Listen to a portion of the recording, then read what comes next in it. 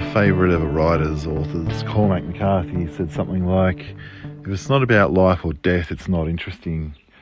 And for me, my favourite poetry or comedy or any of that sort of stuff, it always seems to carry the same kind of message, that you're going to die one day and that's fine. So weirdly, the last few little videos that I've been making have been, they've been about just like, stupid fucking life full of sadness and bullshit, but we're going to be fine because we're fucked anyway. And I guess that's a little thing that I wrote to myself a few years ago, and it's what I called my new book.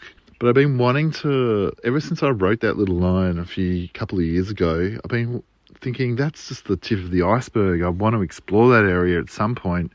I'm just not sure how, or I've tried forcing it over the last few years and nothing ever happened or came, and it's only recently. So it's like I planted the seed for myself 2 years ago, and for 2 years I thought, I want to write more about this, but I don't know where to start. And all of a sudden it's just been pouring out, and it feels like, this is the shit. This is the stuff that I've been wanting to write about. That life can be bullshit, or all respect to life can be beautiful and full of sunsets and vast oceans standing on cliff tops. But yeah, the relief that I've experienced when I've seen, read, heard movies, poetry, art that's about fucking life. What a load of shit. Thank God we're out of here at some point. For me, like, it doesn't disrespect life, but it adds more to life by almost like a radical letting go. It's like, fuck it, it's all right, and then you're able to enjoy life even more because of that. And it's not something that's really talked about in Western culture. We kind of bury it, and we talk about just being eternally positive and upbeat and stuff. But when you let go of the idea of you don't have to be here, I want to be here. Like, it actually makes me want to be here more when I let go and go, I could just leave this place, who gives a shit?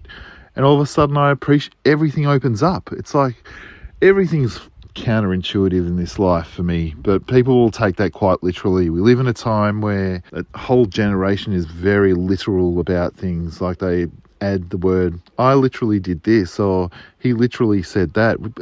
Just adding the word literally to everything. There's no such thing as subtlety or metaphor or nuance or anything like that. So yeah, if I say something, or if I write something and publish it or post it to an audience, most people will get what I'm on about, but there are some that will go, that's negative, that's dark, and for me, I feel like it's the actual flip of exactly with the opposite of what I'm saying to be true. But yeah, it's all just come out recently. All of a sudden, the shit that I'd planted 2 years ago is starting to like grow some fruit. And normally when I plant a seed or an idea, I go, I want to write more about that. It usually happens after a few months, or even the next day, or often the next day. Like, I'll plant the seed the night before and it comes out the next morning. But this seed I planted 2 years ago, and it's been the longest, weirdest gestation, however you say that word, for this stuff to finally arrive and finally come out the other end. And maybe it's because I'm getting closer to 50. I don't know.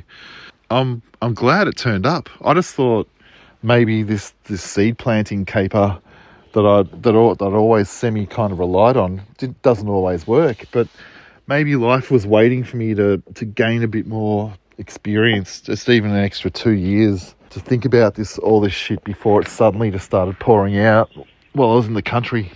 I can't remember which philosopher said it. Maybe it was Camus. Maybe you can correct me in the comments on this podcast, but it was something like the greatest philosophical question we can contemplate is to whether or not to kill ourselves or not, in a philosophical kind of way. And for me, of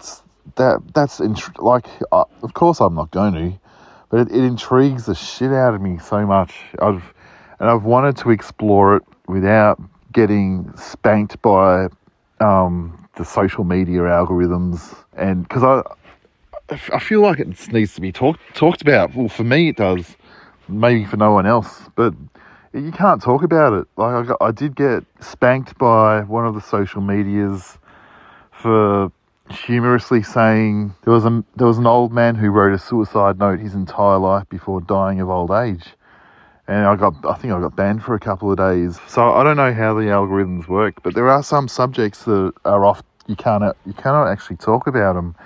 So I guess it's taken me 2 years to work out how to talk about these things in almost a Trojan horse kind of way, without getting alerts or people going, "Oh, what's this guy up to? What's going on?"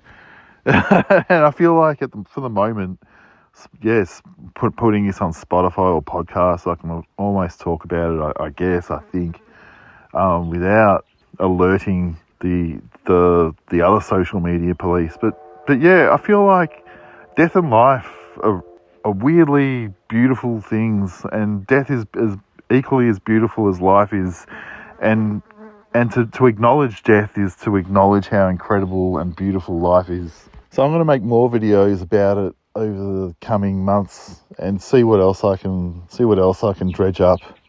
I'll push it for a bit until I just go, I'm just out of ideas. But yeah, I'm glad that all of a sudden they've arrived after 2 years since I planted that seed. And yeah, I was wondering if it was ever going to turn up.